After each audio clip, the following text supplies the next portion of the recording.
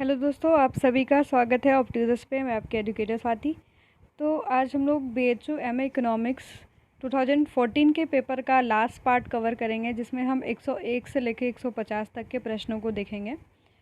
तो आप सब चैनल से जुड़े रहिएगा, और चैनल पे न्यू हो तो चैनल को सब्सक्राइब कर लीजिएगा और ज़्यादा से ज़्यादा शेयर करिएगा।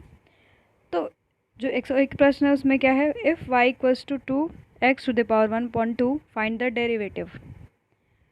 तो 101 जो प्रश्न है उसका जो उत्तर होगा वो आपका क्या हो जाएगा, थर्ड। जब इसको सॉल्यूशन करेंगे तो ये आपका आंसर आएगा x to the power -1/2। Next question देख लेते हैं। If y equals to x to the power 2 plus 3x to the power 4 find the derivative. तो आपका 102 का जो उत्तर हो जाता है वो आपका क्या हो जाएगा, चौथा। ठीक है, नेक्स्ट देख लेते हैं हम लोग प्रश्न 103। तो 103 का प्रश्न है, if y equals to bracket में 3x to the power 2 plus 1 bracket close into x to the power 3 plus 2x find the derivative. अब 103 का जो उत्तर होगा वो आपका क्या हो जाएगा, दूसरा, यानी option second is correct. If the demand function p equals to 100 minus 4x, the supply function p equals to 3 plus x find the equilibrium price. अब हम इन दोनों को क्या कर लेंगे, इक्वल कर लेंगे और फिर x की वैल्यू निकाल लेंगे तो हमारा आंसर आ जाएगा। तो 104 है उसका उत्तर हो जाएगा आपका 44। इसको आप लोग सॉल्व कर लीजिएगा तो आंसर आ जाएगा। नेक्स्ट क्वेश्चन देख लेंगे। What would be the TR on scale of 10 units if MR equals to 3/20 x to the power 2 minus 10x plus 100? इसका आंसर आपका हो जाएगा 105 का 3। ठीक है, नेक्स्ट क्वेश्चन देख लेते हैं। What would be the consumer surplus when demand function is Q 64 power P minus 2 while P equals to 222, जबकि फलन हो Q equals to 6 to the power P minus 2 और P की वैल्यू 4, तो उपभोक्ता की बचत कितनी होगी। तो आप लोग इसमें P की वैल्यू निकाल रख के फिर उसके बाद आप इसको सॉल्व कर लेंगे। तो इसका आंसर आ जाएगा आपका 106 का थर्ड वाला। ठीक है, from the back container the 4 black and 5 red balls, draw 3 balls is made. What is possibility or probability that all of them are black? यानी एक झोले में से जिसमें 4 काली और 5 लाल गेंदें हैं, 3 गेंदें निकाली जाएं तो इस बात की क्या संभावना है कि सभी गेंदें काली होंगी। तो इसका जब हम प्रोबेबिलिटी निकालेंगे तो 107 का जो उत्तर हो जाएगा आपका 3, यानी आपका हो जाएगा 1/21। नेक्स्ट देख लेते हैं हम लोग 108 question. From the 30 tickets make marked 0 to 1 1 to 30, one ticket is drawn randomly. What would be the probability that the drawn ticket number is the multiple of 5 to 7? 5 और 7 का मल्टीपल होगा, जिसमें 3 टिकटों में से जिस पर 0 1 से 30 नंबर तक पड़ा है, एक टिकट निकाले जाने पर इस बात की क्या संभावना है कि टिकट नंबर 5 और 7 की गुणज होगा। तो इसका निकालेंगे तो आंसर आपका आ जाएगा 108 का चौथा। नेक्स्ट क्वेश्चन देख लेते हैं हम लोग 109। From the geometric stand point differentiation is study of. अब डिफरेंशिएशन क्या स्टडी करता है, आपका टेंजेंसी ऑफ द कर्व, यानी रेखीय गणितीय दृष्टिकोण से जो अवकलन का अध्ययन होता है वो क्या बताता है, वक्र की स्पर्शिता को बताता है। From the geometric stand point the integration study of integration क्या बताता है आपको, तो ये आपका क्या होता है, area understand the curve, under the curve, यानी कर्व के अंदर कितनी एरिया वो बताता है। और जबकि ये आपका क्या बता रहा था, आपका टेंजेंसी ऑफ द वक्र, यानी वक्र की स्पर्शिता को बता रहा था। ठीक है, और इसमें क्या बताता है, आपका वक्र की नीचे की क्षेत्रफल को बताता है आपका इंटीग्रेशन। अब क्वेश्चन नंबर 111 को अगर हम सॉल्व करेंगे तो आपका आ जाएगा उत्तर 111 का दूसरा। ठीक है, यानी आपका इसमें क्या बोला है, a इंटू बी करना है, तो डायरेक्ट आप इससे इसका मल्टीप्लाई करेंगे, इससे इसका और इससे इसका और इसके से, तो आपका आंसर आ जाएगा 13 8 और -8 और आपका आ जाएगा 5। ठीक है,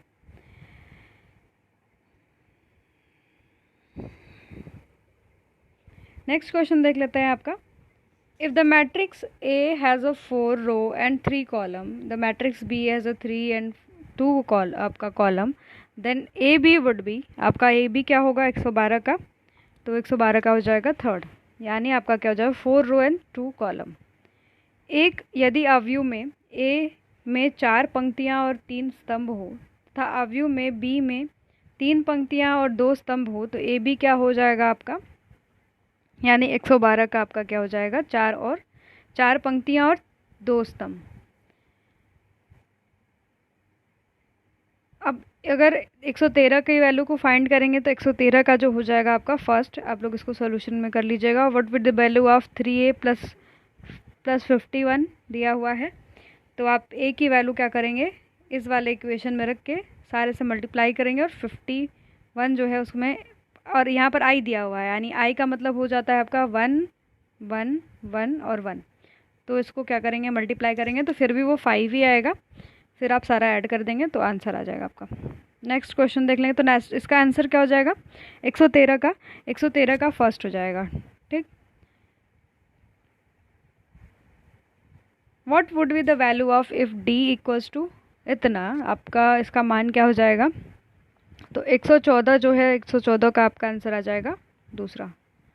ठीक है, if a row of determinants is changed into column, the column interchange into row, the value of determinant will be, अब आपका जो value of determinant will be remain same, यानी इसमें कोई परिवर्तन नहीं आएगा, वो सेम रहेगा। यदि सारणी में स्तंभ की पंक्तियाँ और तथा पंक्ति को स्तंभ में बदल दिया जाए तो सारणी का मान क्या रहता है, वही रहता है, यानी आपका ऑप्शन बी क्या होगा, करेक्ट होगा। If adjacent row of the determinants and transfer to the place of each other, the value of determinant will be, अब 116 का आपका क्या हो जाएगा, तो आपका इसमें क्या होगा, चेंज द साइन, यानी उसकी जो साइन होगी वो क्या होती जाएगी, बदल जाएगी।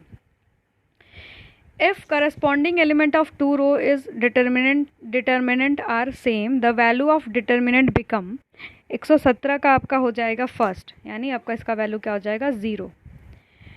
If y equals to 2 to the power x to the power x square plus 2x, then integration आपका क्या हो जाएगा, इसको इंटीग्रेट करना है तो 118 का आपका आंसर हो जाएगा तीसरा। ठीक है, answer third is correct. If y equals to 7 x to the power 2, then the differentiation would be, आपका क्या होगा 119 का पहला। ठीक है, इसको डिफरेंशिएट करेंगे तो इतना आएगा। Function of y equals to x to the power 3 minus 3 to the power x to the power 2 plus 5, the option the point of inflection क्या होगा आपका 120 का, तो 120 का हो जाएगा, यानी पॉइंट 1 पे ये क्या होगा, पॉइंट ऑफ इन्फ्लेक्शन, यानी फलन का ये जो इक्वेशन है नीति बिंदु परिवर्तन बिंदु क्या हो जाएगा x equals to 2। Gross root planning reference to, जो ग्रास रूट प्लानिंग यानी तृणमूल नियोजन संबंधित है, किससे संबंधित है, 121 का आपका हो जाएगा चौथा, यानी पंचवर्षीय योजना से ये क्या है, संबंधित है। ठीक है, पंचवर्षीय नहीं, पंचायती राज से क्या है ये संबंधित है। ठीक है, पंचायती राज से, यानी तृणमूल नियोजन संबंधित है किससे, आपके पंचायती राज से। 122 का देख लेते हैं, the famous report of our common future is concerned with, किससे संबंधित है, यानी आवर कॉमन फ्यूचर का प्रसिद्ध प्रतिवेदन संबंधित है किससे, तो 122 का आपका हो जाता है दूसरा, यानी सस्टेनेबल डेवलपमेंट, यानी आपका पोषणीय विकास से। नेक्स्ट क्वेश्चन देख लेते हैं, the sector having a fastest rate of growth in Indian economy at present is, अब 123 का जो आपका करेक्ट हो जाएगा वो हो जाएगा थर्ड। ठीक है, सर्विस सेक्टर, सबसे ज़्यादा फास्टेस्ट ग्रोथ आपको देखने के लिए मिलेगा सर्विस सेक्टर में, यानी भारतीय अर्थव्यवस्था वर्तमान में जिस क्षेत्र में सबसे ज़्यादा गति से सर्वाधिक विकास कर रहा है वो क्या होता है, आपकी सेवाएं। ये इजी क्वेश्चन है। Who is the chairman of the planning commission of India, कौन चेयरमैन होता है, यानी भारतीय योजना आयोग का अध्यक्ष कौन होता है, तो 124 का आपका क्या हो जाएगा, प्रधानमंत्री, यानी आपका प्राइम मिनिस्टर उसका क्या होता है, चेयरपर्सन होता है। The Mahatma Gandhi national rural employment guarantee scheme was started in, किस साल आपका ये जो महात्मा गांधी का जो ये था वो कब स्टार्ट हुआ, तो 126 का आपका क्या हो जाएगा दूसरा, यानी 1 अप्रैल 2006 को ये क्या हुआ था, स्टार्ट हुआ था। With the economic growth the contribution of service sector in national income is 126 का क्या हो जाएगा आपका दूसरा क्या होगा, इंक्रीज करेगा। ठीक है, यानी आर्थिक समृद्धि के साथ साथ राष्ट्रीय आय में सेवाओं के क्षेत्र का योगदान बढ़ता है। ठीक है, क्या होता है, इंक्रीज होता है। Which economic sector is associated with the term of disguised unemployment, तो ये आपका क्या हो जाता है, एग्रीकल्चर, यानी कृषि जो क्षेत्र होता है वो क्या होता है, छद्म बेरोजगारी के विचार से संबंधित है। ठीक है, छद्म बेरोजगारी पूछता है बार बार ये प्रश्न। National income data are compiled by, आपका कौन कंपाइल्ड करता है नेशनल इकोनॉमिक जो डाटा होता है, तो आपका सेंट्रल स्टैटिकल ऑर्गेनाइजेशन जो होता है, यानी CSO जो होता है वो आपका इसको कलेक्ट करता है। ठीक है, 128 का क्या हो जाएगा आपका सेकंड करेक्ट हो जाएगा। यानी भारत में राष्ट्रीय आय आंकड़ों का संग्रहण कौन करता है, आपका केंद्रीय सांख्यिकी संगठन के द्वारा ये किया जाता है। Which of the following concept is not used in the measurement of unemployment in India? कौन सा कॉन्सेप्ट जो है, आपकी कौन सी अवधारणा का प्रयोग भारत में बेरोजगारी मापने के लिए नहीं किया जाता है, तो 129 का आपका हो जाएगा एनुअल स्टेटस। ये प्रश्न दूसरी बार भी आया है, यानी निम्नलिखित में से कौन सा वार्षिक जो स्थिति होती है वो आपके बेरोजगारी को नहीं नापती है। Unemployment in developing countries is due to, क्यों आपका होता है अनएम्प्लॉयमेंट किसी आपके डेवलपिंग नेशन में, यानी विकासशील देशों में बेरोजगारी का कारण क्या है, तो 130 जो है उसका उत्तर हो जाएगा आपका स्ट्रक्चरल प्रॉब्लम। यहाँ पर क्या है, स्ट्रक्चरल प्रॉब्लम है, यानी संरचनात्मक क्या है, समस्याएं हैं, इस वजह से यहाँ पर क्या है, अनएम्प्लॉयमेंट है, बेरोजगारी। Construction is a part of, किस पार्ट में आता है कंस्ट्रक्शन, यानी 131 का आपका हो जाएगा सेकेंड।